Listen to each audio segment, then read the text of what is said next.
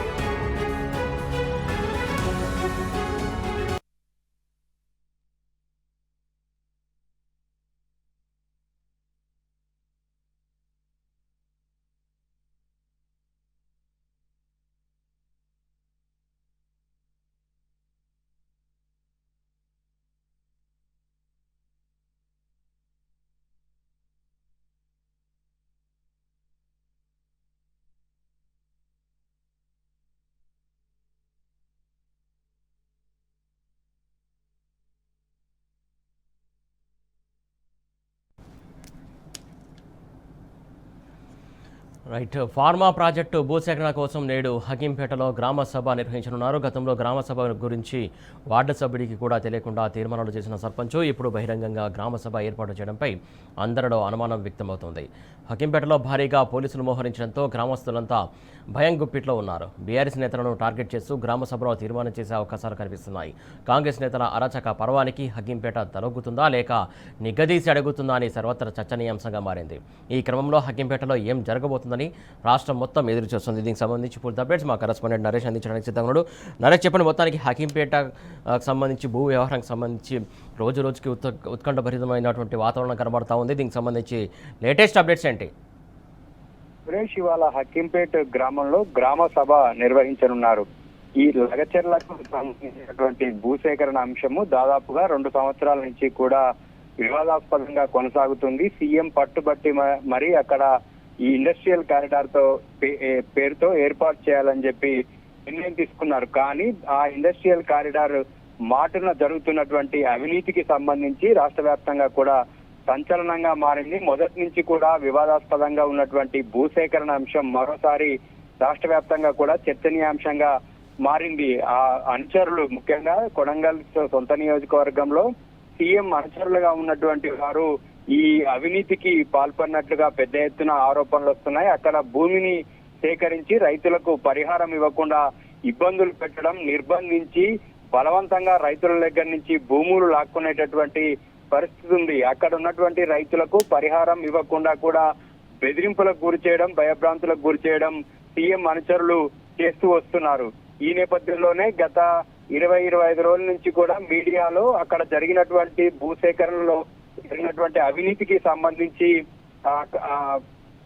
తీవ్ర చర్చనీయాంశంగా మారింది. పెద్ద ఎత్తున ఆరోపణలు వస్తున్నటువంటి నేపథ్యంలో ఇవాళ గ్రామ సభను ఏర్పాటు చేశారు. ఈ గ్రామ సభకు సంబంధించి హకీంపేట్ లో ఏర్పాటు చేసినటువంటి వెంచర్ ఏర్పాటు చేశారు. అక్కడ భూములు కోల్పోయినటువంటి బాధితులకు ప్లాట్లు ఇచ్చేందుకు అక్కడ ఒక వెంచర్ ని ఏర్పాటు చేశారు. ఆ వెంచర్ లో కూడా పెద్ద ఎత్తున అవినీతి అక్రమాలకు పాల్పడుతూ ప్రభుత్వ సొమ్మును సీఎం అనుచరులు కాజేస్తూ ఉన్నారు. ఆ రైతులకు ఇవ్వాల్సినటువంటి ప్లాట్లకు, ఆ కమర్షియల్ ప్లాట్లన్నింటినీ కూడా వారి అనుచరులకు కేటాయించుకోవడం, అక్కడ లేనటువంటి భూములు కోల్పోయినటువంటి వారి జాబితాను ఆ జాబితాలో చేర్చి వారి పేరిట పరిహారాన్ని నొక్కేయడం వంటి తతంగం అంతా కూడా గత కొంతకాలంగా నడుస్తుంది.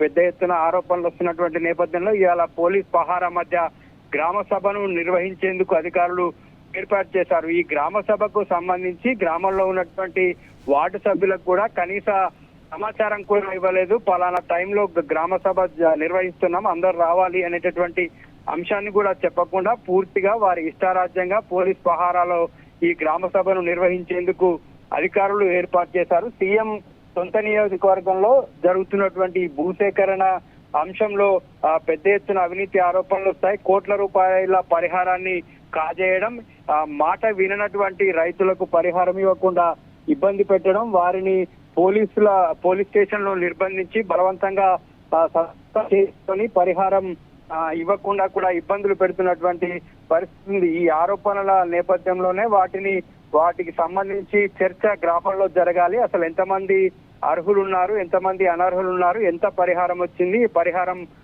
భూములు కోల్పోయినటువంటి రైతులకు అందరికి కూడా అందిందా లేదా అనేటటువంటి అంశానికి సంబంధించి గ్రామ సభ జరగనుంది. ఈ గ్రామ సభలో పరిహారం రానటువంటి వాళ్ళు సీఎం అరెస్టుల చేత ఇబ్బంది పడ్డటువంటి వారంతా కూడా హాజరు కానున్నటువంటి నేపథ్యంలో ఇటు అధికారులు చేసినటువంటి తప్పిదం కావచ్చు, ఇటు సీఎం అంశాల ఒత్తిడి మేరకు అక్కడ ఉన్నటువంటి అధికారులు రైతులను ఇబ్బంది పెట్టినటువంటి అంశాలు కావచ్చు, ఇవన్నీ కూడా ఇవాళ గ్రామ సభలో చర్చకు రానున్నటువంటి నేపథ్యంలో గ్రామంలో కొంత ఉద్రిక్త వాతావరణం అయితే నెలకొంది. పెద్ద ఎత్తున పోలీసులు అయితే మోహరించారు. సురేష్.